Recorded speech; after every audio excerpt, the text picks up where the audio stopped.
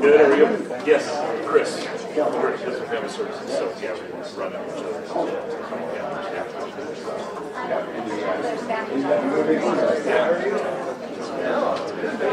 Okay. Very nice. Where are you at? We are high school. Oh, really? Okay. Very good. Very good. Yeah, lots of space. Yeah. Yeah. Yeah, it's so kind of shocking, right? Now you sort of create the space and I think it's just more than just the one guy.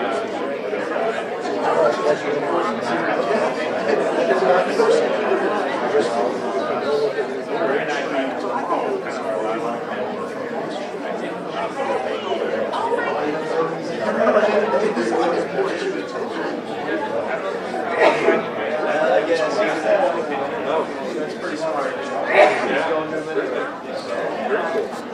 Yeah, I've got to be French. That's so you're gonna have the whole setup. So we get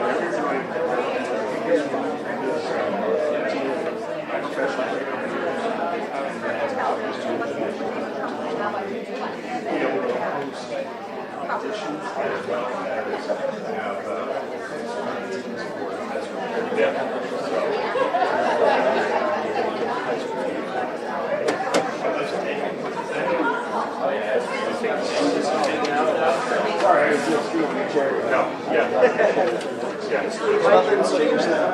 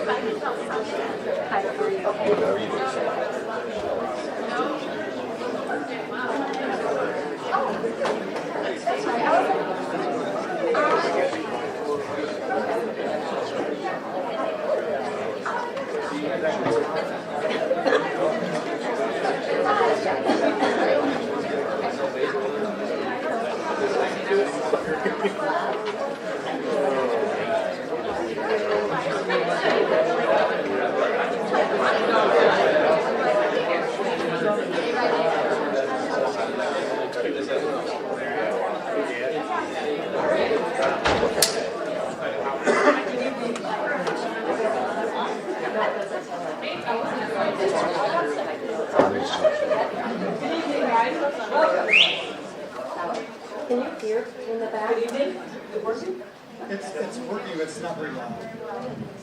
Good evening. That's So, good evening and welcome. Thank you all for taking the time to come here tonight. I have a question to get started. They just said that one was better. Keep it close to your mouth. Keep it close. Is that better? Yeah. Okay.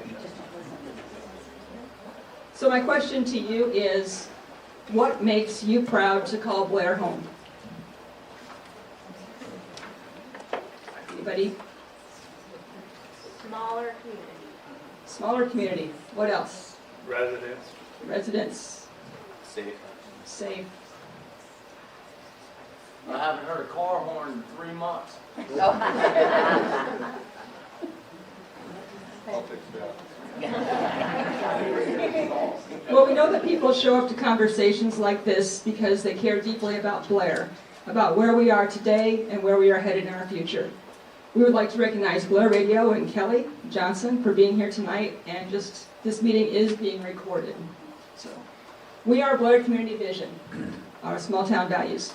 Our mission is to inform and engage residents about issues shaping our community, so that Blair reflects our values, our priorities, and the voices of people who live here.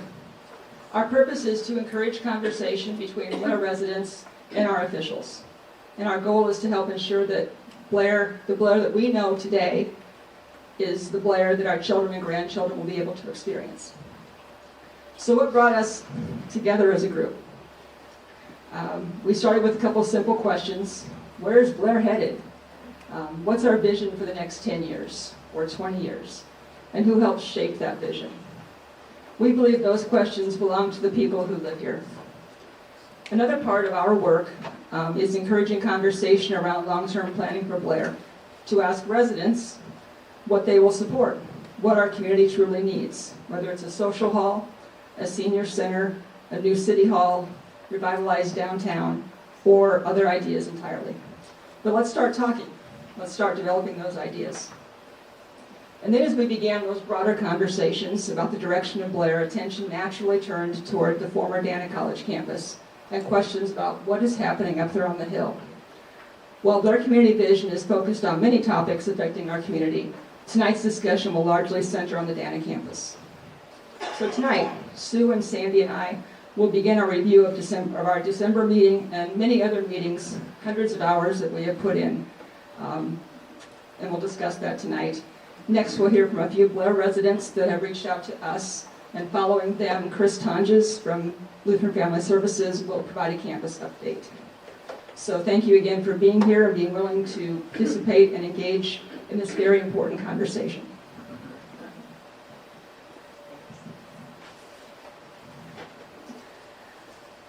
How did we lose our college? Maybe we got careless, or maybe we became busy and stopped paying attention. It all goes back to the saying, if you see something, say something. That's exactly why we were here tonight, because what we were seeing at Dana Village and what we were reading in the paper didn't fit. None of it made sense.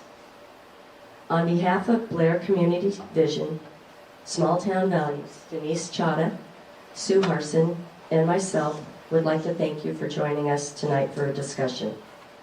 It's overwhelming to see this many people here willing to give their time and energy when we know you're all so busy. But your input is critical as we move forward to ensure this development serves our community effectively. We've put in hundreds of hours into meetings with local officials, public employees, community members, and Dana personnel, so we could gain knowledge and transparency about the expansion and housing project being proposed at Dana Village. I think we all want what's best for Blair, or we wouldn't be here. But it's time for everyone to be a part of this movement and get involved. It's much bigger than any of us could have ever imagined, and it has slowly evolved from the closing of Dana College in 2010, which I'm sure most of you are familiar with, up to this point where the property is privately owned by Lutheran Family Services. In one of our meetings with the attorney for LFS, Mossad Goodman, along with other social media outlets, we were informed that this expansion could possibly involve up to 600 housing units on the campus. At that point, we knew it was far more than a town of 8,000 could support or wrap our arms around.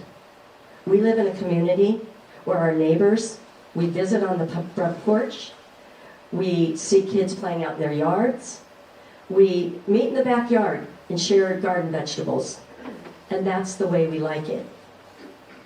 However, the turnover associated with apartment living will allow for many more people flowing in and out of our community and our neighborhoods, putting a strain on our existing infrastructure, school capacity, and change our small town character forever. But even more importantly are the safety concerns. Last summer, 47% of our police and fire calls were directed to Dana Village, with only 90 units. Do we want 600 units? Finally, our mission is to inform. And recently, to prepare for this meeting, we put boots on the ground to make contact and invite some neighbors who live by the college. We wanted them to attend this meeting and to contact their elected officials, city officials, and we hope you will do the same. So that brings me back to my original question. How did we lose our college? Maybe we got careless, or did we become too busy and stopped paying attention?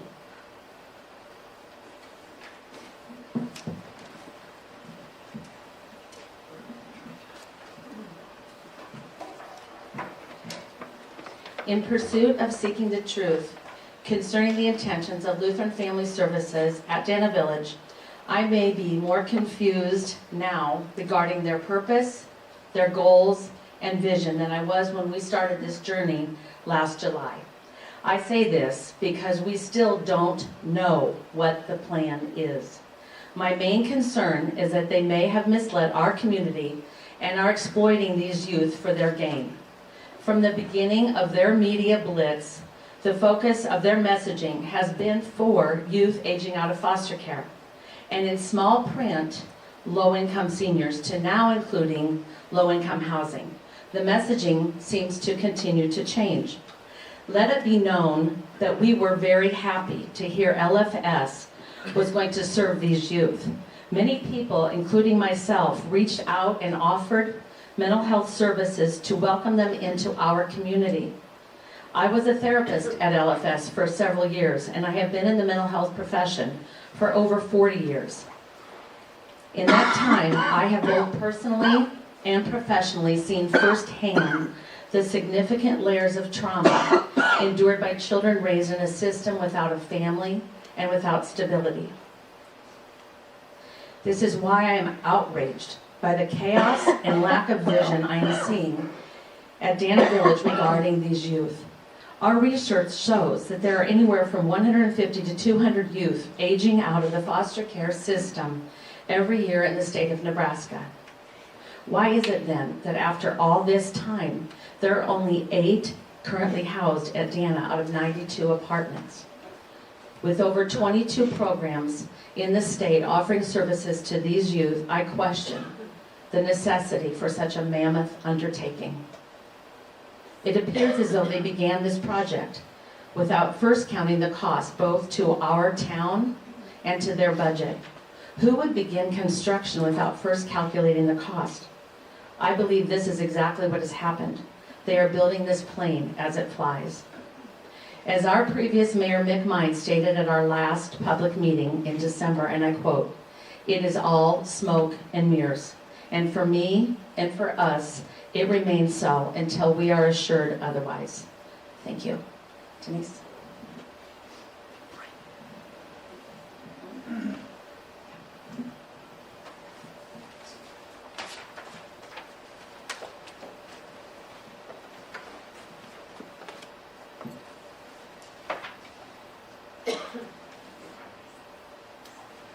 So next we'll hear from a few Blair residents who have reached out to us.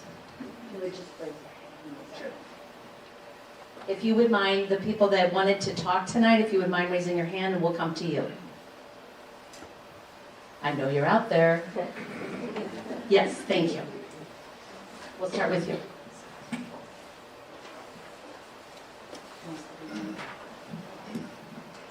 Good evening to everyone, and I don't know that I know all of you, but I know many of you. My name is Betsy Anderson. I have lived in Blair since 1973, and I am a Dana College graduate. So my roots have been here in Blair and at Dana for a very long time. So I was not at the last meeting, and but I did listen to the recording that was taped that evening. And at the very end, Denise said, "So we need some solutions." So that's what I came with tonight, but I can see from some of these comments that my solutions are going to be pretty minuscule. I will go ahead and I will give them to you. and maybe it'll be a start. So, at the beginning of my career, I lived in Chicago, and that was in the late 60s and early 70s, and I know some of you weren't even born back then. And on my way to work, I passed a large public housing complex called Cabrini Green. And it housed 15,000 low-income residents, but it suffered from severe deterioration, gang violence, and poverty. Today, the site has been redeveloped with mixed-income housing, and only a small number of the row houses still remain. So then I went on to research low-income housing in general, and I started looking in Omaha. And with this low-income housing in Omaha, the same history, unfortunately, holds true. Many of the former low-income housing neighborhoods have been redeveloped. And the low-income housing in Omaha started way back in 1940 with the end of the Second World War. And the ones that remain take constant oversight, and they lack the financing needed for maintenance and upkeep. The history of low-income housing is fraught with problems. So looking at Dana Village, innovative measures and constant oversight will be needed. I don't doubt that Lutheran Family Services' first and foremost mission and priority is to assist those that are less fortunate. If Dana Village mission is to succeed, all the existing issues do need to be resolved. So I came tonight with 4 suggestions. Lutheran Family Services should bring the responsibility of renting the apartments in-house. Burlington Capital Properties is a business, and their responsibility is to fill any empty apartment with any qualifying renter. Just because someone qualifies financially doesn't mean Dana Village is the right fit for them. And I have an example. You look at transportation. If the renter doesn't have a vehicle or family or friends to help transport them, they are being set up for failure. An in-house application interview process would identify what support systems were needed and were available, and it would ensure the needs of the residents fit the Dana Village lifestyle. My second suggestion, perhaps some of you, some of our older citizens here will remember Robert Armstrong. He was the executive director of the Omaha Housing Authority starting in the late 80s. He was known for the carrot and stick approach to public housing. He believed in establishing strong renter rules and regulations, and if the rules weren't followed, the renters were quickly evicted. An example of this, if drugs or drug use was discovered in the housing unit, grounds existed for immediate eviction. And you are probably thinking, oh, we can't do that. We've got a lot of lawyers, and they're going to slow this process down. Well, the current application for Dana Village spells out something exactly like this, and the rules merely need to be strictly enforced. To assist with the rules and regulations, this is suggestion number 3. I think a resident council or board should be established, and the board should consist of renters who would take an active interest in their community. The Dana Village community could have meetings, get-togethers, and could operate as a quasi-HOA. These regularly scheduled meetings would give a resident the opportunity to meet each other. They could assist with the management, with the building oversight, from maintenance needs to tenant malfeasance. So the 4th and last suggestion aims at the legislature here in Nebraska. Assistance from the legislature could come in the form of delineating rules and establishing a life improvement criterion for all of the low-income renters. This could include educational advancement achievement, successful self-sufficiency achievement, and work-life advancement milestones, all of which need to be measured and accomplished in a timely manner. A quote, and I don't remember where I got this quote, but is, "Those who fail to remember the past are destined to repeat the same failure in the future." So I, as a Dana alum and long-time resident of Blair, I want my community to thrive. I want it to be successful. And this does include the Dana Village. But we do need to overcome the problems that we have whether it's internally from Lutheran Family Services or externally from support from us here in Blair. I appreciate your consideration for my suggestions. Thank you. Other people that wanted to speak tonight?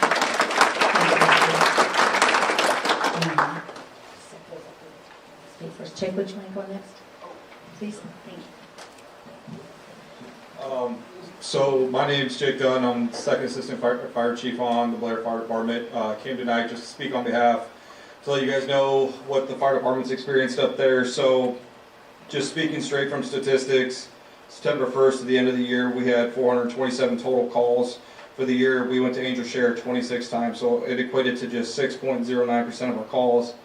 Starting this year, from January 1st to present day, we're at 155 calls. We've only been up to Angel Share 7 times now, so 4.55% of the calls. It's drastically dropped over the last half a year.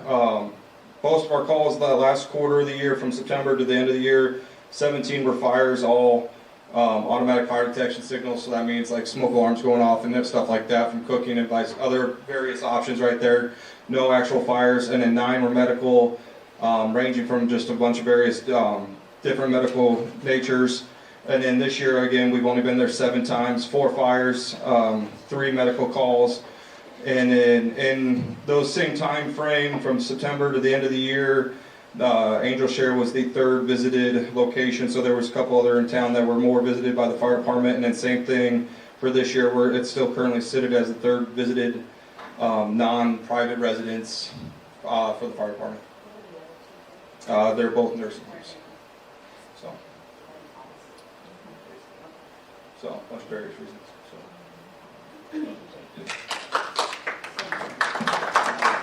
Okay, there were a few other people that wanted to speak. Can you raise your hand so I can find you? Thank you. Oh, there you go.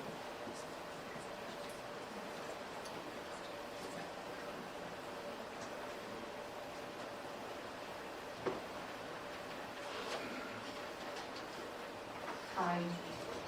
Big Dolphin. My name is Bridget Bagwell, and I am a Blair resident since 2015. My husband and I moved up here. I'm going to start getting emotional, I apologize.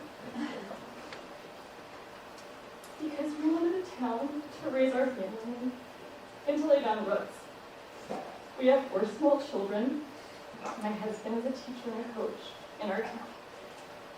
I first heard about all of this back in December, and we live near Dana campus, and so as I started to hear about this, I started to do what moms do, and I started talking to other moms, and I said, what do they think about this? And so not everyone is comfortable with public speaking, and so what I'm going to share here, not good off the cuff. So this has been something that I have worked on with other moms. So this is coming from a group of us to kind of share collective thoughts. So I want to start by being very clear that I care very deeply about this city. My spouse and I chose to live here to raise our family, to invest our time and energy here because of what we believe this community stands for. I believe in progress. I believe in growth. I believe when it's done thoughtfully, growth can make a city stronger, more inclusive, and more vibrant. But progress cannot come at the expense of safety, stability, or the well-being of people who already deeply invested in this community. In a city of approximately 8,000 residents, the proposed development of 400 to 600 apartment units in a concentrated area would represent a major population shift, potentially adding 1,000 new residents when factored in average household size. That kind of growth is not incremental. It is transformational, and transformational change demands careful, data-driven consideration. We already have real local data that should give us pause. At the last community meeting, a representative from Blair Police Department noted that in about a 6-month time frame, the existing apartment complex at Dana Village accounted for roughly 47% of all domestic violence calls in the area. that is disproportionate impact relative to its size and location, and is based on real data from our city, not speculation. If we scale that housing footprint by 4 to 6 times, it's reasonable to expect that calls for service will increase as well. Even if those numbers don't scale perfectly, any increase places additional strain on law enforcement, emergency responders, and neighboring families. For those of us raising children nearby, this is not theoretical. This affects everyday life. Whether our kids can safely ride their bikes or walk to a friend's house, whether families feel secure in their own neighborhoods, how often emergency vehicles are responding just blocks from our home. These concerns don't come from fear, they come from lived experience and the responsibility to protect the people who call this place home. Our city is served by a volunteer fire department, which works best when call volume remains manageable. National Fire Service data shows that volunteer departments already respond 30 to 40% more calls per firefighter than fully staffed departments, largely due to limited availability and funding. A development of this size would likely increase medical and fire calls without guaranteed funding increases, stretch volunteer response capacity thinner, lead to stronger response times across the entire city, not just near this development. Public safety systems should also scale before growth, not struggle to catch up afterwards. We also need to talk honestly about education. Adding hundreds of units will almost certainly bring more school-aged children. Even conservative estimates of about 0.4 to 0.6 students per unit could mean 160 to 360 additional students. Are our schools designed and staffed to absorb that many new students? Are there plans for additional classrooms, teachers, support staff, or funding? I do not claim to have all of the answers, but I do know these questions must be answered before expansion, not after. Without a clear funded plan, we risk diluting educational quality for both current and future students. I'd like to believe that communities like ours operate with tightly balanced infrastructure. Wouldn't a sudden population increase of this magnitude inevitably impact roads and traffic patterns, water, sewer, storm systems, waste management and public maintenance, parks and shared public spaces? Are we truly in a position to scale these systems without passing costs on to taxpayers or sacrificing service quality? I think it's also fair to ask, is our city experiencing a documented housing shortage that necessitates development of this scale in this location? Once built, a project of this size permanently reshapes the surrounding area. The question isn't whether we support growth, but what kind of growth we support, and whether it's being done responsibly. This is where I feel compelled to speak up, not against a group of people pushing for development, but in support of a community that I love. If growth is done poorly or without foresight, we risk losing families who are deeply engaged, those who volunteer, support schools, show up for community events, and give back in meaningful ways. Yes, we may gain new residents, but we could lose the very people who help hold this community together. Responsible progress means aligning development scale with city capacity, using local data to guide decisions, protecting families while expanding opportunity, planning for sustainability, not short-term solutions. I care about Blair's future. I want it to thrive, to grow, and to remain a place where families feel safe, supported, and proud to live. Progress cannot be measured solely by the number of units built. It must be measured by outcomes. This is not an opposition to progress. It's a call for thoughtful, data-driven, and community-first decision-making. Because what is decided now will shape this city for decades to come. Thank you so much.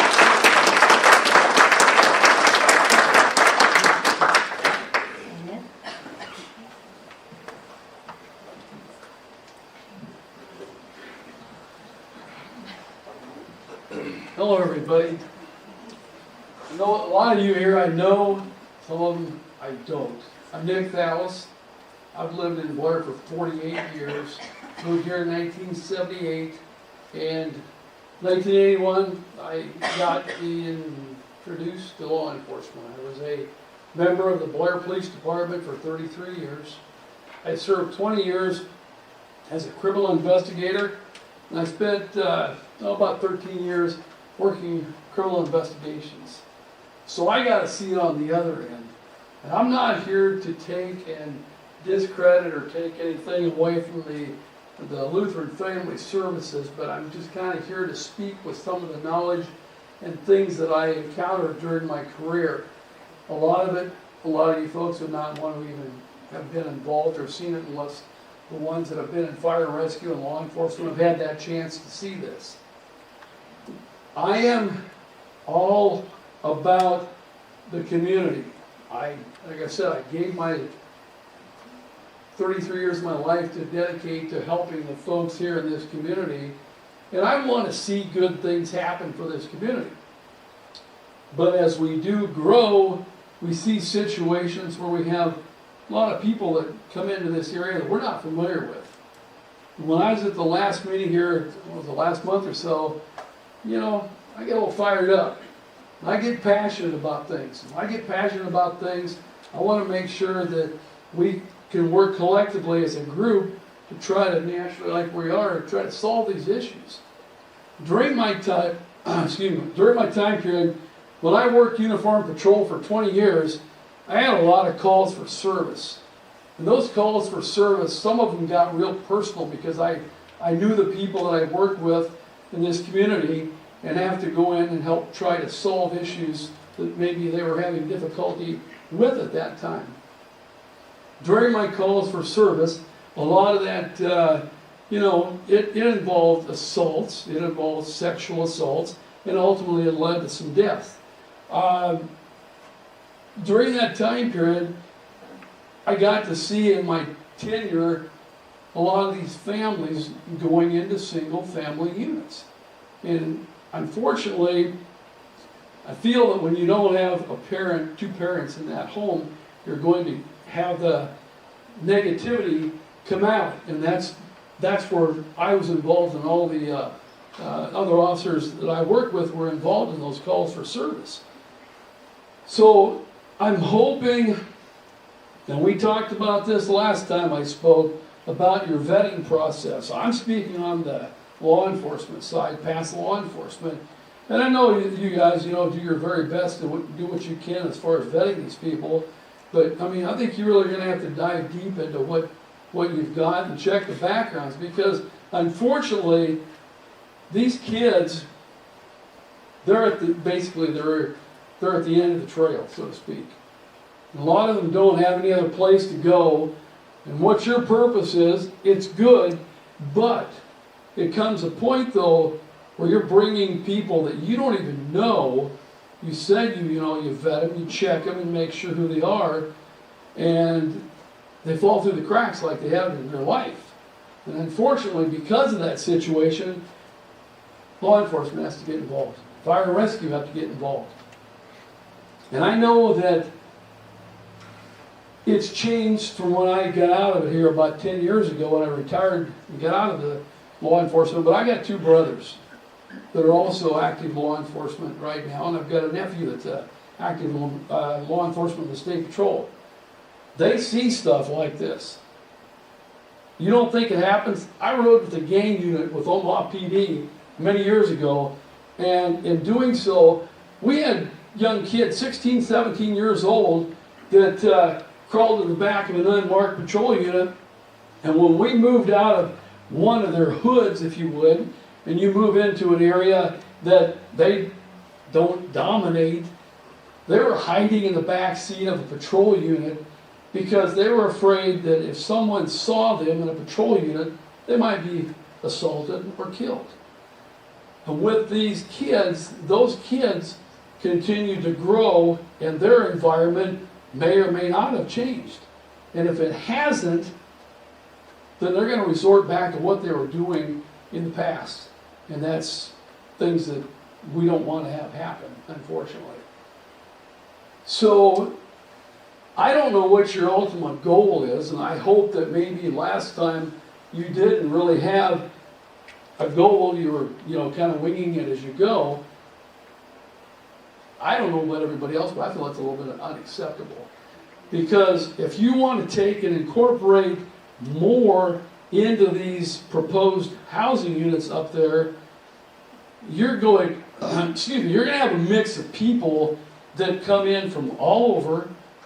You don't know fully their backgrounds, and then the neighbors, and I know people in here that live up around the college. I used to live there. I don't live, I'm just outside of city limits now, but when you take and bring that many people into a small area, and ultimately it is a small area up there at Indiana College, and you have people that are going to have mixed personalities, that they're not going to get along. Some of them, like me, are kind of a nonconformist. I march to a different drum beat, and I'm not afraid, and I'm not shy about what I say, but I want to try to help be a solution for some of the problems, and I just hope that we don't see something like this come into our community, especially I don't know, whatever your number you want right now, but either way, several hundred people in a residential district. We have enough issues, and I'm saying this when I was working. The chief is here tonight, thank goodness, he could probably elaborate a little bit more on it, but you have a lot of victim crimes that occur because of this stuff, and it just continues to multiply. And you put that many people in an environment like that up there, I think we're going to have a kind of a recipe for disaster. If we can avoid it, that would be great. But for right now, I've got friends that are still, on the PD. I got friends that are on the fire department, and I know they handle a lot of service calls. So ultimately, that's where I stand.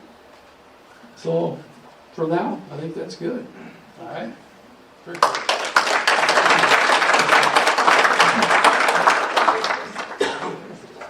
Oh, Chris. Okay, we'd like to have you come up for a few minutes and talk about what's on your mind, what's going on, what's your plan, what's your mission, Sure. who's your daddy, all that stuff. Yeah. So I'm just going to come over here because there's a pitchfork over here. So I'm just going to hold on to this. If that's okay. This was not a plant by me, by the way. But I do feel like I probably should hold on to it. So thanks for having me again.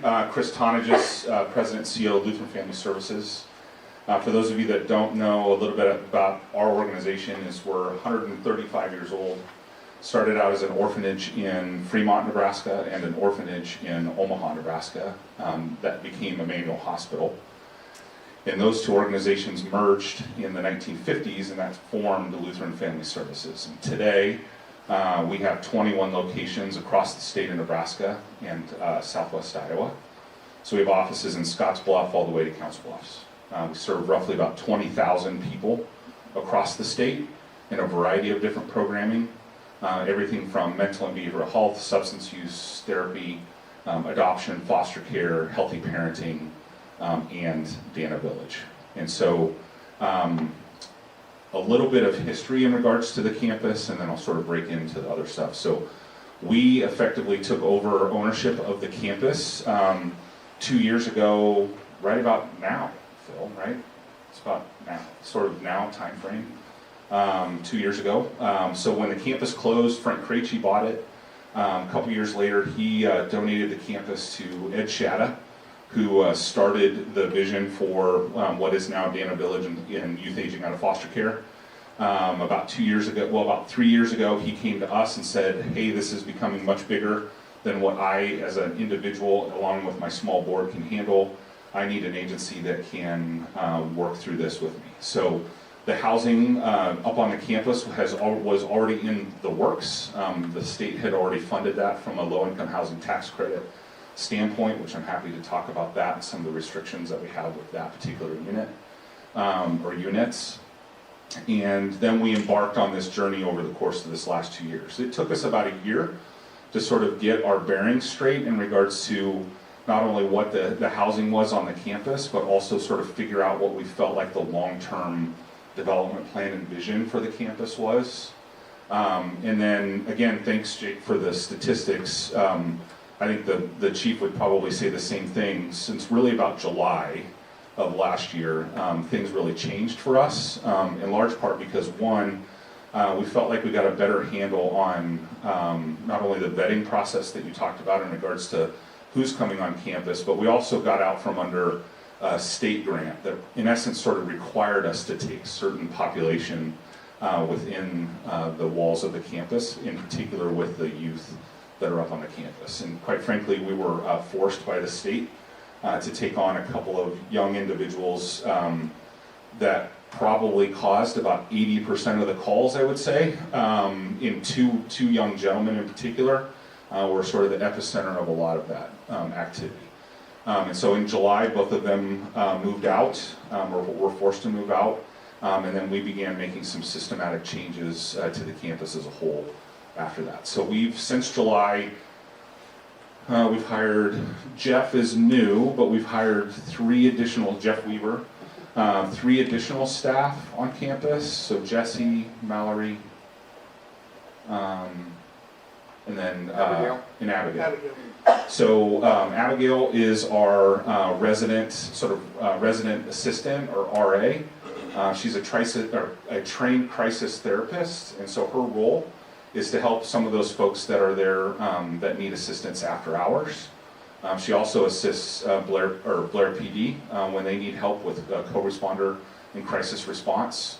And sort of part of her role is to try to take down some of the calls to Blair PD for things like anxiety and or just de-escalation of issues on the campus. Mallory and Stephanie are case managers on the campus, and their role is really to surround not only those youth with life skills training, but also the ability to connect them with the employers in town that have much needed positions to fill, but then also help them navigate the programming that we have on campus, as well as the balance of the residents that are up there. So we currently have, 17 youth that are either currently in our, what we call our program, or graduated from our program living on campus, of the 71 units that are identified as available to those individuals up on the campus.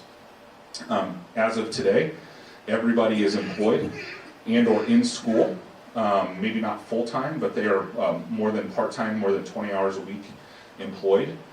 We have several young individuals that are going to primarily into Omaha to go to the Fort campus to further their education.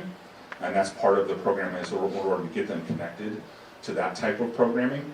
We talked about the fire statistics and the alarms that are up there. One of the things that we identified that was one of the issues was that the tension on those fire alarms was set too high.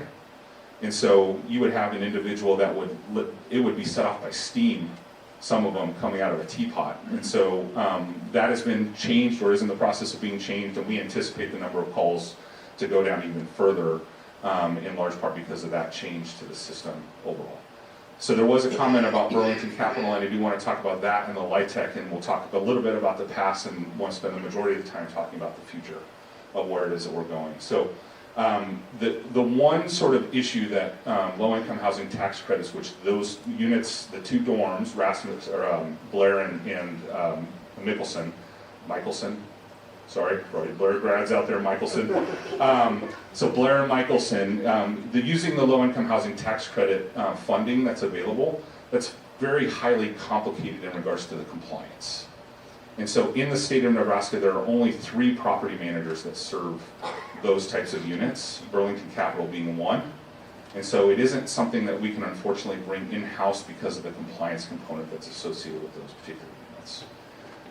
So I will be the first to admit that when we first opened up the units, because of the requirements of that funding, we sort of raced to get the units full. A little bit of a finger cross and a hope and a prayer that we were probably doing things the right way, and we very quickly realized that needed to change.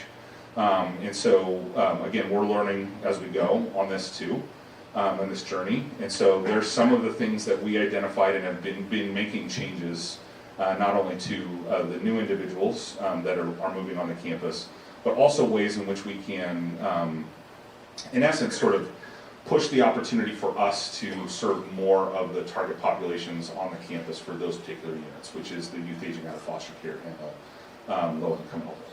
In large part, we want to balance those two on the campus because there's opportunities for chance encounters for those youth and those elderly, for there to be this indirect mentorship component that happens with those youth. A lot of the youth come to the campus. Most of them actually don't come from Omaha. So the majority of the youth that are on the campus are coming from communities like Chapel. Anybody know where Chapel, Nebraska is? Chapel, Wayne, Columbus, McCook. So they're coming from communities like Blair to Blair, in large part because they see a community that is similar to where they grew up and where they lived, and so they're comfortable with that. And so the opportunity for us to serve that population across the state is a unique opportunity, not only what we think for what is the campus, but we think a unique opportunity for Blair, because it gives those young adults that have the ability and want the ability to establish roots in a community. They can do that in a community that looks and feels similar to the community that they came from.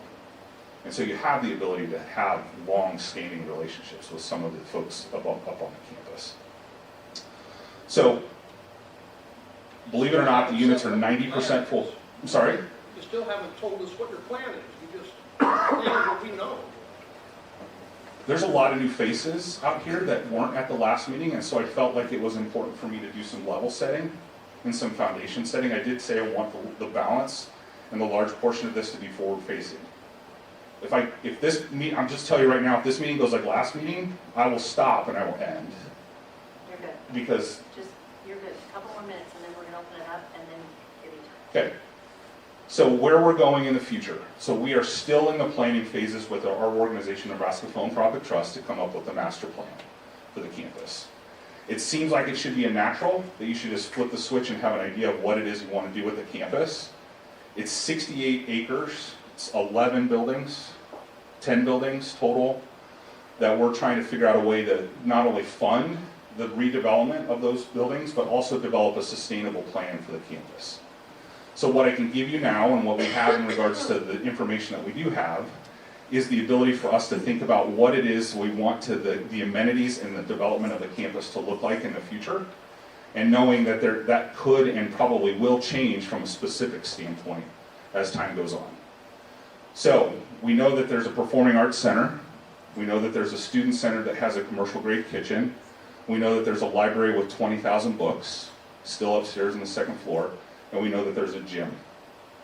All of those can be amenities that can be leveraged not only for those on the campus, but also for the community at large. And we also know that we have this park-like atmosphere that is the campus. So when we've been talking about the full development of the campus as a whole, we want to take advantage of the park-like setting and create spaces where people can gather outdoor. And it could be a variety of different things, and we're sort of vetting those things right now. But it could be an opportunity for a food truck park, it could be an opportunity for art fairs, it could be an opportunity for, think of it, a smaller version of sort of the downtown Omaha, sort of riverfront park-like setting with large playground equipment for kids and things like that, gathering spaces. In large part because we think the student center has the ability for that to be sort of the food center for the campus as a whole. And then I just see your hand, I'll give you 1 second. Let me blast through this because I got in trouble for not giving the vision. So let me give the vision and then I'll circle back, okay? So we have the student center that is going to be the food center that we think has the ability to have coffee shop, sandwich, potentially event space up on the top floor, maybe a restaurant, who knows? A lot of this is we got to figure out who the partners are going to be on campus in order for us to figure out what eventually this looks like.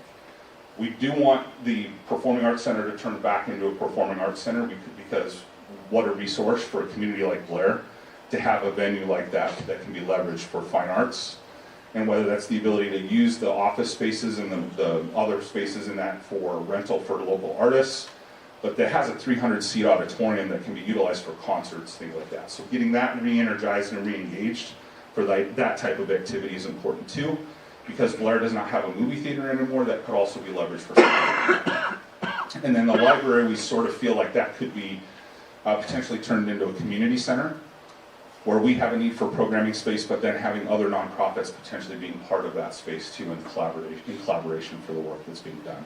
not only on the campus, but for the community at large, which leaves the gym. So the gym, we really want to activate that for youth sports. It's currently being activated for youth sports today. For those of you that have been in there lately, if you've been in the men's bathroom, you know we have wash tubs as sinks.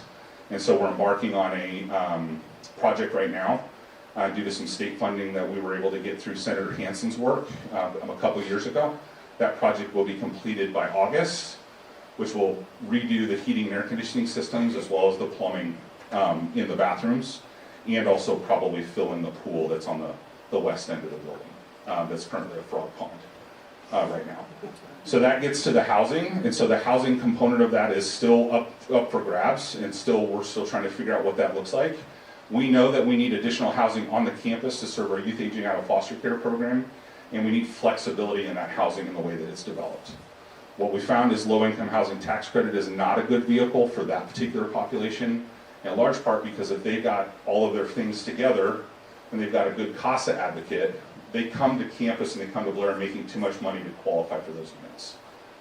The last calendar year, we turned away 40 youth, in most of them being because they make too much money for those units. That's not an us issue. That's not an LFS thing. That is a state law and a state rule.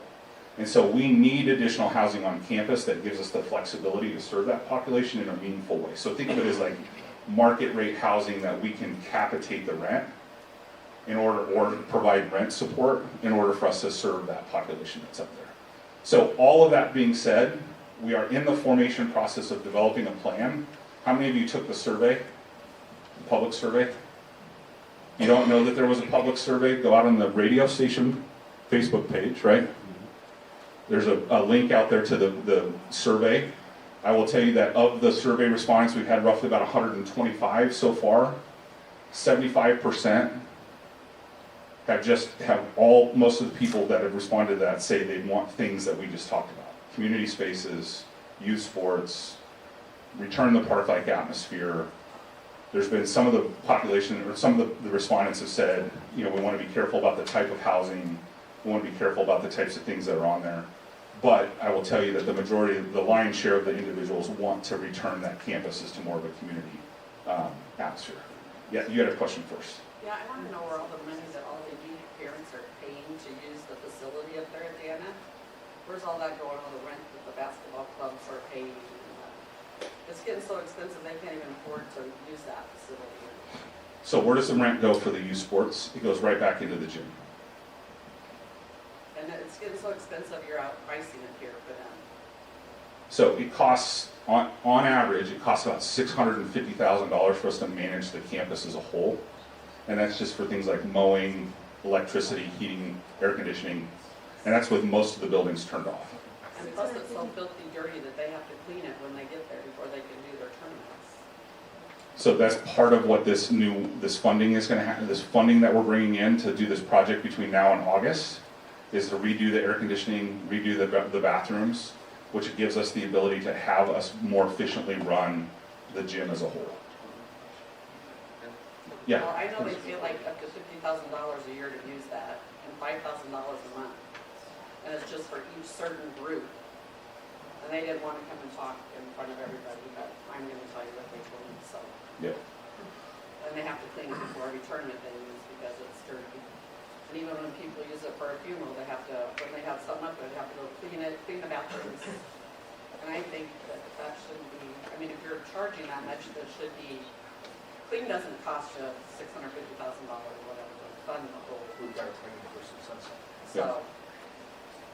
Yeah. Yes, we hired a cleaning crew. What Bob just said, we hired a cleaning crew in September, 4 or 5 months ago. September, October timeframe, and they're up there every week Chris, now. Yeah.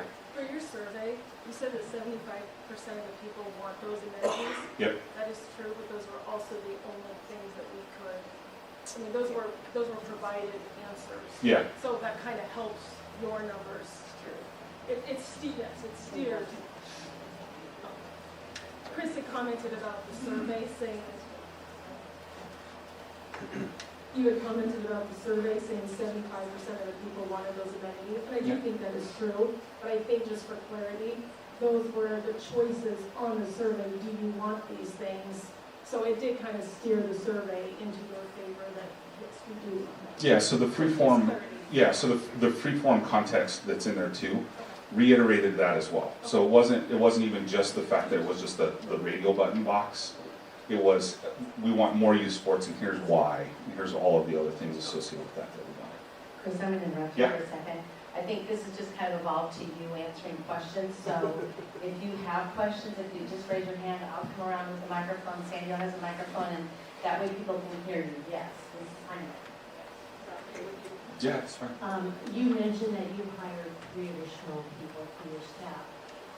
Help me, and I know a lot of other people in this room probably have the same question, understand what kind of supervision do those foster students, children have up there? Are they supervised 24 hours a day, or give me a hour by hour? How Yeah. is it? So, good question. They're adults, and it's an independent living facility. So it's not gate checked. It isn't sort of it is secure, so they have to badge into the facility. But it is it's intended to be an independent living with supportive services that are out there. So they're not being checked in, checked out. There's no lights on, lights off, and it's not a group home type setting. It is each one of those. It's an individual apartment. Each one of them has a kitchen and washer dryer in it. May I follow up? Yeah. Yes. Okay, so then, in my mind, as an educator in my career, in my mind, you're taking these children that have aged out of foster care, who have had some problems in the past, you're putting them all together in one setting, and there needs to be supervision. I don't care if it is an independent living situation, just the nature of their background would indicate that there has to be some supervision, some mentoring, some helping. Would you please speak to that? Yeah, so that's what our staff does. So the staff. So are they there 24 hours a day? So I mean, we have staff that lives there on the campus. And they're there 24 hours a day? I mean, they live there, but they go to work. They work at other places, right? But they live there. So there is someone there on a regular and consistent basis. Is somebody there 24/7? No, in large part because the apartments the individuals are not congregated within a certain area within a singular building. So it's 17 individuals spread out throughout the building as part of the housing. Yes? Yes, I got big, it's about financing. You know, everything you talk about is nice, but where's the money gonna come for all these things? Yep. Yeah, you know, where's the money come from? I mean, I see the governor says that the taxes went down this year, your property taxes. Not in Blair they didn't, they went up. You start adding all these other things into our taxes, more kids coming in and stuff. You know, it's just gonna put a burden on everybody here. And so I just kind of wonder, where's the finance going to come from? And also, you know, you look at these different programs as you watch the news around the United States and all these good programs going on, the money all disappears and it's being taken away from everybody and the taxes paying for it. How are you going to make sure that nothing like that happens and stuff? But Sure. Interesting where the money's going to come from. Good question. So we pay taxes on the campus. So we pay property taxes up there in those buildings that are any building that's residential or mixed use, we pay tax on. So, and that's a state law. So if it is 100% solely for the use of LFS programming, that's only when our tax exempt status sort of kicks in from a property tax standpoint. Where does the funding come for the balance of the plan once that sort of fully gets vetted and developed? It's going to be a combination of public-private dollars. And the public portion of it could come from things like TIF, it could come from things like state housing credits that are out there, it could come like this grant that we got a couple years ago in order for the gym to be renovated, which is a placemaking grant that we're in partnership with the city to be able to facilitate that particular grant. So it's going to be a combination of all the above, plus some private philanthropic dollars, and LFS is going to be bringing dollars to the table as part of the funding mechanism as well. So any dollars that get fundraised for Dana and for the Youth Aging Out of Foster Care program all ends up at Dana. We separate those out from the balance of the operating dollars within the programming at Lutheran Family Services. Did you have something? It seems like there should be like an actual social measure or ratio of proper integration of these folks into the community. Seems like we're bringing kids in hand instead of what our community can accommodate. How, are we really accommodating their individual and group needs? How do, you're not really perpetuating success up there, given the number of police calls. And, how do you measure success? Kind of feel bad for the kids because they kind of dropped out of the system and we're still dropping the ball on them. But I think that we're trying to do too much with too many. And we don't really have a plan to integrate with the kids, and they're just getting dropped off there, kind of. Yeah, so there's, so quietly there's a lot of success that's actually happening on the campus, and we all have a tendency to focus on the negative things because it's really easy to sort of focus on the real negative things that are happening up on the campus. But I will tell you, we had 2 youth that just sort of graduated out of our program in December. One is up at Wayne becoming a teacher. Shout out to all my teacher friends out there. That's a wonderful profession, especially for somebody that sort of knows what there was probably a real impactful teacher in that young adult's life that sort of chose that path.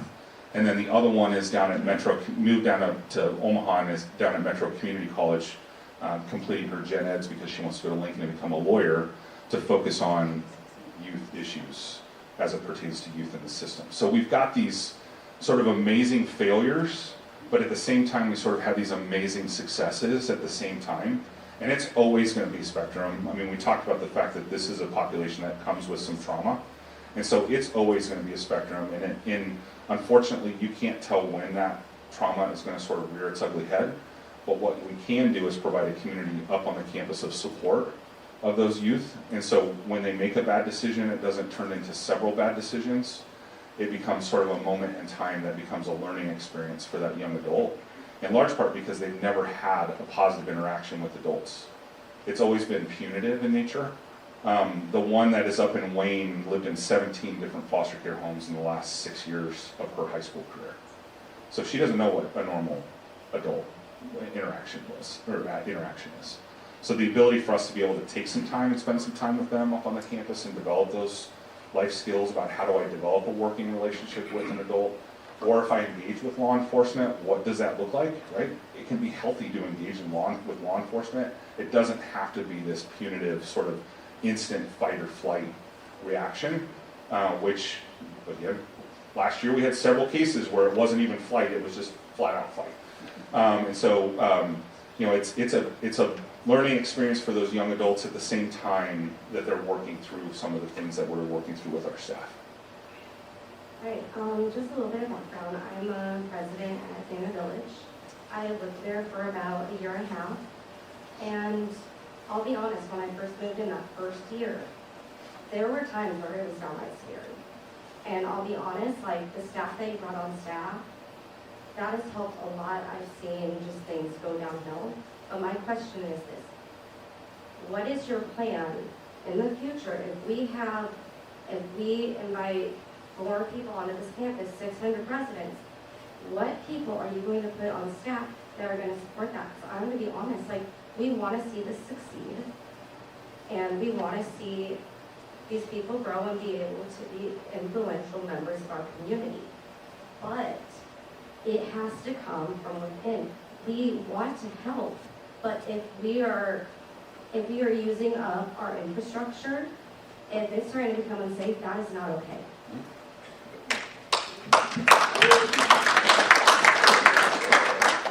Yep, totally agree. So I think the question was what kind of staff and then what kind of potential additional housing. Did I catch that right? Under the circle of we want to make sure that we're growing in a safe way. Okay, just want to make sure. Okay, So a couple of the things that we're exploring is there an opportunity or is there demand even for like 55 plus housing up on the campus? It's not something that currently exists, I don't believe, in Blair. That there's sort of a 55 plus non-assisted living facility here. Is that, I'm seeing some heads, a little one, like a small one. But that's one of the things that we're exploring and trying to figure out whether or not and where and how does that fit within the ecosystem.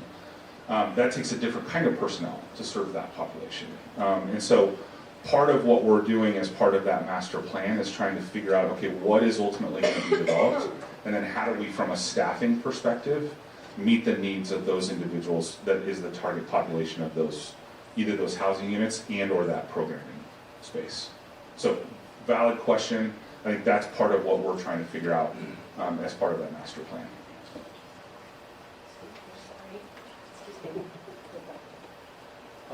You mentioned earlier that you pay taxes on buildings that are used. There's 8 or 9 buildings up there right now. How many of them do you actually pay taxes on? Because you're a 501c3, right? That means typically you don't pay taxes. Yeah, but we pay property taxes on all of it. Property taxes on all of them. Yep. A non-government, are we a non-government organization? I mean, define non-government. Confusing to me. I thought you were an Non-defined. NGO and a 501c3. Can you be both? Well, technically, anybody that is any nonprofit that receives government funding is technically an NGO. And a 501c3. You're both. I mean, we're not Technically. yes. I mean, we are a 501c3 nonprofit, yes. Yeah. But you have to pay taxes on anything that is mixed use, right? So if you have, so you have to pay taxes, and correct me if I'm wrong, you have to pay taxes on something such as the 2 different halls. You know, for Michaelson and Blair Hall, you pay taxes on that for the simple fact it's not exclusively used for LFS's nonprofit work.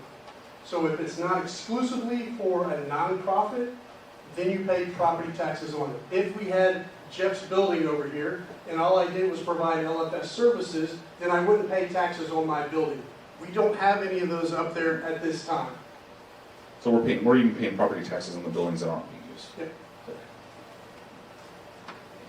Anyone else have any questions? This is your time. Yes, sir. Hi, my name is Chris. Do you remember me? Yeah. Yeah. I just wanted to know how are we supposed to believe you with everything you're telling us when you told me you're gonna my house is being flooded by all the water coming down off of your property, and you shook my hand.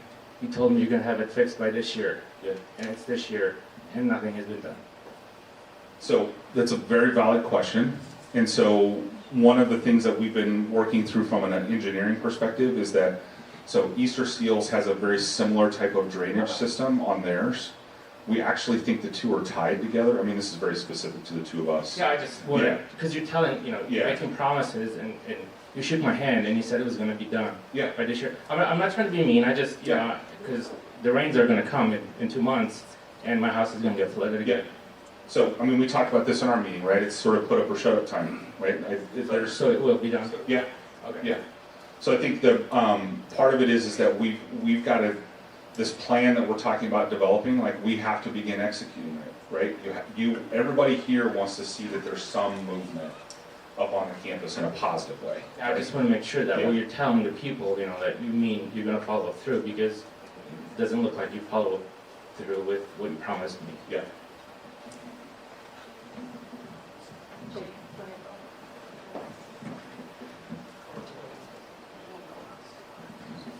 Okay. So I will share just a little bit, again, staying with statistics, like there's a lot of negative and everything being said tonight.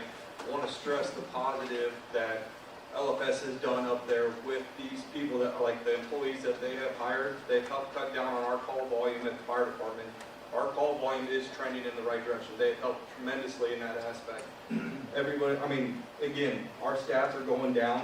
The numbers are down. The numbers don't lie. And again, right now, if we're focused on a public safety standpoint for like the fire department, Angel Share is not causing that many issues right now for the fire department. Volume's down, their staff is able to cancel. So when, like you was mentioning, steam was causing issues with the fire alarm system because it was set up high. Their staff is then able to call us and cancel us before we even get to the station or roll within a minute or two. So the staff is trending in the positive direction. So I want to make sure that there's positives being said tonight as well, that they are trending, they're following up on their word, they're working with the fire department, the police department, and working to make positive changes up there. I totally understand that. However, when we get up to 400 to 600 housing units, that's going to be really difficult to keep all those calls down to where they are. That's anywhere though. That's not just to that apartment complex. That's any apartment complex. That's, you can't specifically say, especially with their call volume trending down right now, you can't specifically say that 400, I mean, the Blair crossing up there. And then here's the other push I'll give is, I know everybody's Blair strong and everything, I mean, we're all in it together.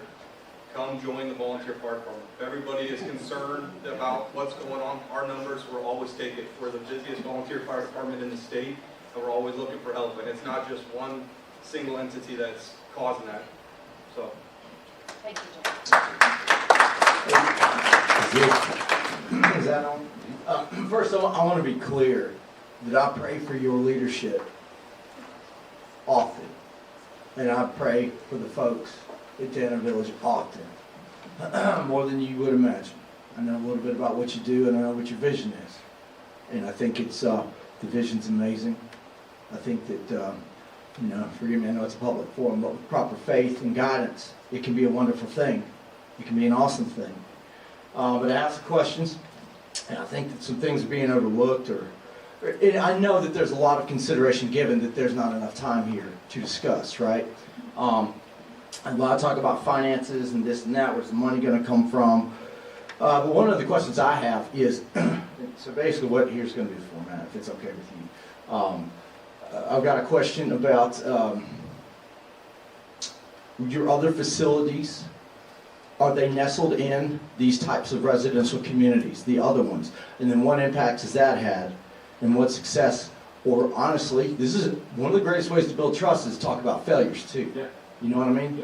I just want to say something. This is to all the folks in this room too. I know most of you are probably from Blair. You can probably hear that I'm not. South Blair. South Carolina. Yeah. I moved here about a year ago. Okay? And I'm in really tight with a very good family who has a lot of history here. And I love Blair. I grew up in a town, small town, south of Charlotte, North Carolina. And this place reminds me of it. Right? And I know that this isn't apples to apples, but we'll call it fruit to fruit. Okay? Lot of, everybody knows about the exodus from a lot of places to the southeast right now. When I came here, and I was coming here for years, and it just reminded me of something. Okay? Now, what has happened in the small town that I grew up in, it is no longer a small town. And this place will not see the type of growth that place had for a long time, if ever, because we were within 20 miles of Charlotte, North Carolina, right? But I saw safe places turn into places with shootings. I have seen my mother become a prisoner in her neighborhood for about 80% of the daylight hours due to traffic. What made me think of that was that those amenities and those facilities become, you talk about like a food truck park and this and that. It's a couple times a week. I stop my car on College Road as a drive to wait for an elderly person to cross that street, right? One of the things you asked at the beginning of this, what is it that makes you proud, to live in Blair? And it's like, we'll switch the world makes you love Blair. This town I grew up in, I can't tell you the last time I saw kids on bikes at night, kids playing football in the streets, things like that. And you have all that here. And I'm telling you, it became a numbness to me until I started remembering those things being out here. So when you think of the vision for Dana Village, and I mean it, I hope that you're able to do something with this. But there's some folks in here who are scoffing at the thought of supervision. 90%, over 90% of the age-out foster kids deal with drug addiction, substance abuse, alcoholism. Okay? When you look at low-income housing in general, it's 80%. So you can call them adults in independent living. But I'm telling you, folks who go to rehab for these things have a 95% failure rate in secular rehabs. They've got a 50% one in a faith-based rehab. Okay? There's a very high... 2 minutes?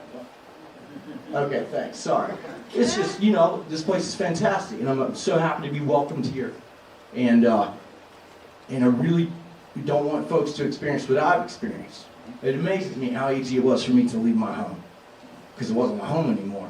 But yeah, supervision is absolutely necessary in some way. You have to have programs, job development things. When folks are left to their own devices and their own times, I don't care if you give them a movie theater or a basketball court or what. You're entertaining. Entertainment is not growth. Okay? But I mean it. I pray for you guys, and I'm going to continue to. And then one last thing, and I'm not on a high horse. I judge nobody. I promise you. And but this whole like crossing your fingers in a wing and a prayer thing is very dangerous when you are in a community like this in such close proximity to innocent people. So I do wish you the best, and I hope that the community finds peace with whatever proceeds. Thanks.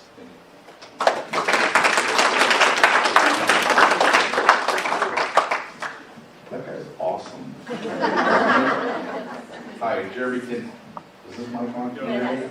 Okay, Jeremy Kinsey. I'm your chief of police, and I haven't been here quite a year, so I'm with your brother, new to Blair, but let me assure you, and I just want to clear up a couple things, because I know I got up here and I talked the last time during the introduction there were some statistics given, and I want to make sure that you all understand the accuracy of the statistics. And man, you nailed it. You got it right with there was a time frame, and it was in relation to disturbance calls. So it's not, the Blair Police Department does not spend 47% of its time, nor does the fire department spend 47% of its time where it's personnel up at Dana Village. I will tell you, when I first got here, it was a problem. I got here about the 1st of May, and it was a problem. And we recognized that right away, and we jumped on it. Your police department jumped on it, and we partnered with Chris and his folks, and it's very true. Since about July and August, we saw a significant decrease in those calls. A lot of it had to do, yes, with some of those people, some of those folks that were causing a lot of the problems up there were no longer up there. It's not to say that the police department doesn't respond to Dana campus. We do, just like we respond to everywhere else, but it's significantly lower. And I will tell you that just based on the research that I've done and the statistics that we've done in a recent study that Blair Police Departments had done, we have a very low violent crime rate, lower than the state average, considerably lower than the national average, and we're the lowest in the county. So Blair's a safe city. It really is a safe city. So I don't want anybody to walk out of here thinking that it's doom and gloom, and that there is service impact of a lot of things. I will tell you, since the study that we have done since about 2022, Blair, without the population increase, a great population increase, has seen about a 20, and this is police department statistics, not fire. We've seen a 22% increase in our calls for service, and that has to do with a lot of things, not just one thing, not one neighborhood, not anything. The daytime population of Blair and the pass-through population. Calls for service is wrecks, calls for service is stranded motorists, calls for service is a lot of these things. So the city and its leaders have listened, and we're trying to increase our staffing. Staffing costs money, and it costs tax dollars, but we're doing what we can to make sure that we stay ahead and we're keeping up with our service ability, not just the population. When we're looking at those things and we're planning out budgets and we're planning out personnel, I'm getting closer. You're getting closer. You should have cut me off. She's afraid I am. Can you feel it? I'm gonna go. I feel it. Okay. I feel it. So anyway, let me just leave you with this. Blair is a safe community, a very safe community, and you have the pledge of your police chief that we will make sure that Blair continues to be a safe community. We need your help. We need the partnership that we have with Lutheran Family Services and everybody in all the civic organizations in Blair. So. Thank you. We have time for 2 more questions. Sandy, go ahead. 26 years ago, we adopted a little girl from the state of Nebraska, and she was abandoned at the hospital. And we had to go through foster care to become her foster parents first, and then we became her parents. And we knew the family she came from. She had 13 half-siblings. And forward to 9 years ago, we get a call from the state of Nebraska, and there are 2 kids, age 16 and 15, that we knew about, but we never ever told Allie about. And we never told Allie about her family because they were the worst of the worst in North Omaha. And the state of Nebraska was looking for someone to take these 2 kids in. And we thought, well, how bad can it be? You know, they're Allie's half-siblings. Let's see what we can do and see if this can work. Because they all had the same mother. The mother had died 7 years prior to this, and then their dad had died, and that was not Allie's dad. Anyway, we took them in. They were born and raised in Omaha, out by the airport in a trailer court. They had to beg for food. They saw it all. Drug use, everything. And we thought, well, let's just see what happens. So we took them in. And for 3 months, because we got them in May, so every day we took them here, we took them there. We tried to teach them that this is a normal family. These are normal things. And on 2 separate occasions, rather than calling the police department, I called the caseworker and I said, you got 30 minutes to get here. If you're not here in 30 minutes, I have to call the police. We were scared, I was scared, Allie was scared, and I told Allie to leave the house one day, and I just sat on the deck until the caseworker came. And then school started, and we told him, you know, go to school, nobody knows your past, you're going to school as Allie's siblings. And things were fine, and then things went awry again, and Paul was home that time, and it was scary. And you know, it's just the way these kids are raised and what they see. But my thing right now, and anyway, after 5 months, I told the state, I said, because you know, we were in our late 50s then, well, almost 60. I said, I can't do this for 3 more years to get these kids through school. And it wasn't fair to Allie, because even Allie was afraid, but she still is in contact with her siblings, not the brother, but the sister here and there. But my thing is, when you talk about the park and the food trucks and the community center, when you've got people that have grown up in foster care and have seen things and they could possibly do those things, what is going to keep Blair safe when they go up to an event? You know, are their cars going to get broken into? Are they going to get assaulted? And I'm not saying everybody's like that, but it only takes one. It's only going to take one person on that campus to do harm to someone else if you haven't fully vetted them. So I just worry about the safety of the whole thing. So I will say, and I think that the police chief would reiterate this, is other than those sort of couple youth that were sort of the problems, the majority of the issues that we've had with vandalism and other things have been people that have come up to the campus, not the residents themselves.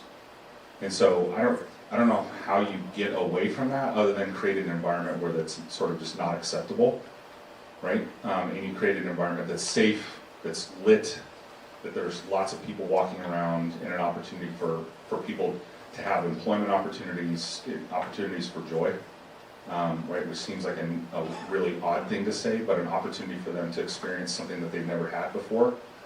We had a food truck up there a couple of months ago, and we gave vouchers to each one of the youth to go to the food truck. I think we had 5 or 6 people said, I've never seen food trucks, never actually have been allowed or had the opportunity to buy from the food truck before. And what an experience.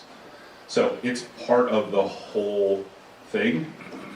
That is, we've got to create this system around these youth in order to sort of put them in a space where hopefully those things don't happen. I nobody can guarantee that those don't happen because they happen with everybody, right? Okay, the original plan to help out aged out foster, I'm sorry. Aged out foster kids sounded good and was a good cause, but we're talking 17, only 17 kids. And we talked last time how we're having trouble getting kids to come, but we want to know about the other people. You said there's 180 or there's 90 units filled and then 600 more. These are not going to be the foster kid system that we're talking about. We want to know what the plan is. Is it all going to be low-income housing? And because that's the main concern. We want to know what the plan is for all the other units that are around it. Because it's not all mentors now. Obviously, we had a problem with the low-income housing qualifications to bring people in. So that's my question. Yeah.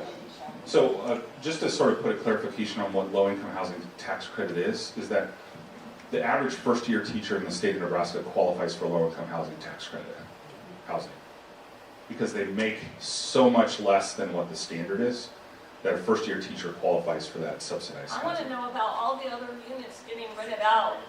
Who are they getting rented to? Because it's not the aged out foster kids. And the new units are not going to be needed for aged out foster kids. There aren't that many coming to. There's 17. She wants to know why you need all of those units. What's the plan for those? So what, again, I said this the last time, and I'm going to say it again, that we're in the process of developing what that plan looks like. We said that there is an opportunity for us that campus will hold, from a physical plant standpoint, it will hold 400 to 600 units out there. What those units look like, whether those are 55 plus, market rate, townhomes, who knows? I don't know. All of it comes down to funding, all of it comes down to time frame. The thought process that we're going to put 400 units up there next year, that's not going to be an option. I mean, there isn't, that doesn't even, we don't have the funding for it. We don't have the ability, the community can't absorb that, right? You've got another set of apartments that are out here on the corner, right? Those need to be absorbed too as part of this development plan. So all of this is part of the process of putting that plan together and ultimately coming up with what's the mix of those units going to look like. Thank you. To answer your question about the number of youth, so the target number of youth for us to serve at any given time is 20, in large part because of what you talked about in regards to supervision, staffing, things like that. So at any given time of the 62 units that are up there, that are sort of targeted within that low-income housing tax credit, 20 of those units have been sort of identified as what our target is for the number of youth. Now, I will put a caveat out there that as soon as an individual graduates out of our program, they're just a resident, but that happens to be someone that graduated out of the youth aging out of foster care program that we have up there. So a lot of nuance with the numbers. Go ahead, Blair. So perception is reality. And last time you're here and this time you've cast a great vision. A lot of vision from all the ideas you have. But I think for most in this room, all we could operate from, the only premise, the basis we can operate from is what we see right now. And that is, whatever the number is, 8 to 17 aged out foster youth, and then 80 plus senior and low income. So that's what we're operating from. We have no other, and you have given us no other reason to believe otherwise. Still, you talk in these big platitudes, but that doesn't answer specific questions. Yeah, so is it okay if I... Yeah, go ahead. So I didn't schedule this meeting, so... Right, but I would think by now you should have a vision of some sort that could give us specifics. So I have the vision. Okay. But what, I mean, again, it's... What I hear is you have food trucks and you have theaters and you have that, but when we ask specific questions, it's still, you're not sure you can't answer it. Yeah, in part because there are some of the buildings up there we don't know if we can even keep, right? So if you've been up on the campus, Rasmussen's in really tough shape as a building, right? Well, Rasmussen is really in tough shape. And so we don't... That's fine. Yeah. Until we have reason to believe otherwise, all we can operate from is what we see. And we see very few aged out foster kids, which you then, and this is what bothers me the most, you are using that to sell this whole idea to the public when it makes up a very small percentage of what is actually up there. And so it's misleading, and we feel, as somebody said, we just like the truth instead of a lot of end arounds with ideas and visions. So I'm just saying, I think you have to understand that all we can operate from is what we see currently until we see otherwise. Yeah, and I am frustrated that you're using the aged out foster kids for smaller percentages of what is up there as the selling ticket to try and sway the public into supporting what you're doing. And I am not opposed to aging out foster kids. Please, that is not what I'm saying. I'm saying I'm frustrated that in comparison to what is up there, to use that as the selling point, I think is very misleading. That's all I wanted to say. I have a couple of questions, and the first two that I have might be simple, direct asks that will then feed the others. Of your board, your governing board of Lutheran Family Services, are any of them from outside of the Metro Omaha area? Yes. Can you tell a little bit about the composition and the distribution throughout your geographic service area? Yep, so we have one from Blair, or lives south of Blair. We have two from Lincoln, one from Seward, one from around Milford. She lives more like Goner. A couple in Omaha. And then one from Fremont. And then of the rest of the distribution of your services throughout the other 21 communities from the Panhandle through Council Bluffs, are any of them services that are similar to what it is that you're visioning that you might do here on the former Dana campus?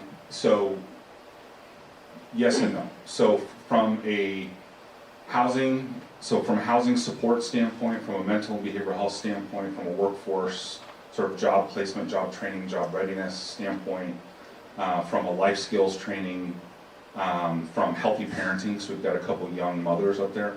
All of that is programming that's sort of native to LFS as a whole.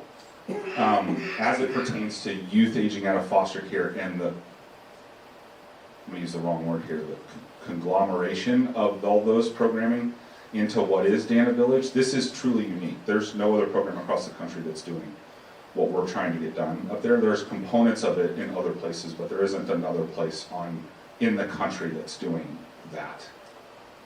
Thank you for that clarification. So to that end, what are the criteria that you are going to use to determine true viability of what it is that you're envisioning to do? And in what partnership with the community? If you have one board member that happens to live south of Blair, forgive me for being biased about people who say, yes, I have a Blair residency, that's my zip code, but may or may not be very actively involved in this community. What's your commitment to the community, and how are you, as the CEO of the organization and your board, going to be vetting the viability of what it is that you're trying to do against, and then being able to look at a community and say that you're standing next to us in what it is that you're kind of piloting and hoping would work, even though it's aligned with a lot of your mission, but is very unique and very brand new. And as we've seen, it seems could be unique and high potential, but brings a lot of risk for I think the gentleman in the center aisle, as he said, embedded in a residential community in a unique way. Can you speak to that risk, and then how, as a CEO, that it is that you are assessing that your board is holding you accountable, how you are all going to look at a community who's directly impacted, and have a sense of accountability to the community for what impact that will have on the Blair community? So it's 8 o'clock, and there's a lot to unpack there. Maybe you can talk with her afterwards if you want to answer anything. Yeah, so I can, in general terms. I can talk about just generally speaking about the accountability piece. So Blair and what's going up on the Dana campus is part of every single board meeting that we have. We talk about what it is that we're building from a program standpoint, what are the statistics, what are the outcomes of the youth, what are the outcomes of the other individuals that live on the campus. We're tracking and monitoring services being utilized by those individuals. So it is part of our sort of regular and consistent cadence from an accountability standpoint. And of sort of my 5 personal goals as a CEO, some version of success of Dana Village is one of those. It has nothing to do with the economic success. It has everything to do with clients and or building out what it is that we're trying to do from a programming perspective. Happy to talk to you about it more, but there's a lot that, there's a lot. You asked a lot of questions. Some really good questions, but a lot of questions. Jennifer Resnick, what I'm hearing is a lot of people are just frustrated that you keep talking about a plan, but there is no plan. And I appreciated the December meeting that you encouraged all of us to go to the Lutheran Family Services website, learn more about your vision. So I started digging and finding articles. I went to your website. And in September of 2025, you quoted Lutheran Family Services has been working through a 10-year plan for campuses and plans to release a fuller master plan this year. Yeah. That wasn't released. All I've seen is first phase refurbished housing, second phase gym sports complex. So I think what's the plan? Yeah. And then at the December meeting that many of us were at, you had said that you would hope to release a plan the beginning of the year by the end of January. Mm-hmm. We're now into February. We're not seeing a plan. And like I said, I went to your website, and it says, launched a 10-year strategic plan. I went through your website. I've made phone calls to your organization. I've called Blair City officials trying to understand some of the facts that are in here. I can't find the plan. So I appreciate you breaking down some of the buildings and what your vision is, but are you ever going to put like a more detailed plan on your website available for us to see? Yes, so there will be. We're working. Can we have a deadline or a goal date? So we're working with Nebraska Philanthropic Trust on coming up with the global. So some things have changed sort of mid-year last year. So it's kind of in that September timeframe when that story was written. Sort of right before that, we engaged with Nebraska Philanthropic Trust to help us describe what this master plan could look like for the campus. So it's been part of the delays as they've been working through that with us. As part of that master plan then comes sort of mini plans that come after that in regards to what does each individual building need in order for it to be activated as it pertains to the sort of what it is we're trying to accomplish from a campus perspective. So yes, there's going to be more details that are going to come out. No, I can't give you any deadlines other than the fact that I know we're supposed to sort of get the first phase of that here in the next couple of weeks internally to us.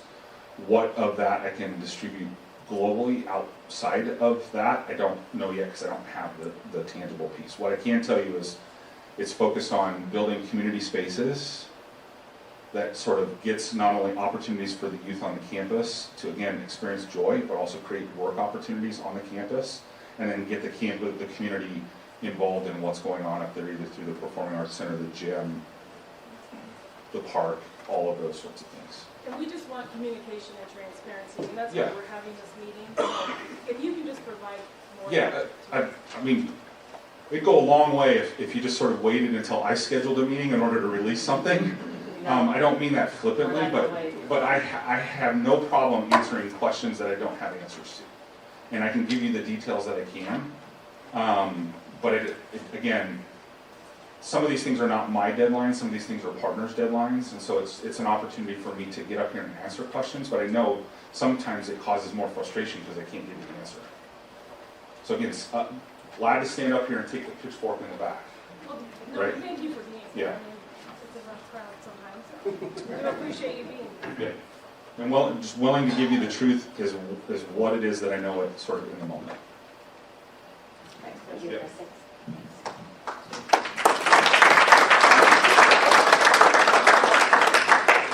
Thank you, everyone. As we close tonight, I thank you all for being here. Conversations like this really, really matter, and your participation reflects how much you really care about Blair. I noticed it. Working now? Yeah. All right. Did you hear me? I thank you all for coming. Conversations like this matter, and your participation reflects how much you really care about Blair. I want to leave you with a challenge. Continue to think creatively and specifically about what would truly help Blair thrive. Think outside the box and stay involved. And what could Blair become if we all work together? Okay, just a couple housekeeping. Our good friend Chris Grab is back here selling t-shirts that look just like this. If you're interested, we would love for you to buy one. They're $30. There are 4 volunteers, one at each of these doors, or they will be. They're scurrying. I know they're nervous. They're running. Okay, so at these doors, they're going to each have flyers for you that have all of your Congress, or Congress people, we're not that big, City Council, sorry, your City Council members that would please, you guys, we're not going to have another one of these meetings. It's time now for you to contact your City Council people and let them know how you feel about this. You are the government. Nobody's going to come in here and do anything for you. We have to do it. That's why we've had these meetings. And we're not experts. We're just trying to get people to come together and talk so that we're not all afraid. We don't need to be afraid. And we don't need to live in anxiety. Let's just talk. So we have volunteers at each door. Where are my volunteers? They're gone. Maybe they left. Anyway, there will be at the door. And what we have done is we did make these flyers. There are little gray boxes. We 3 have put a lot of time, as you've heard, and money into this. And we would appreciate any donations that you would be willing to give, not so that we're going to go out and have beer and pizza, but so that we can reimburse our pocketbooks for all the money that we've spent putting this together. Is that it? I think that's it. I think Chris grab t-shirts. Chris, would you wave? Back there, grab. Grab it. Yeah, there's Chris back in the corner. And Chris, if you wouldn't mind coming up for a few minutes in case somebody wants to talk to you privately. If you want to talk to Chris about anything else, you can come up here and visit. Thank you so much for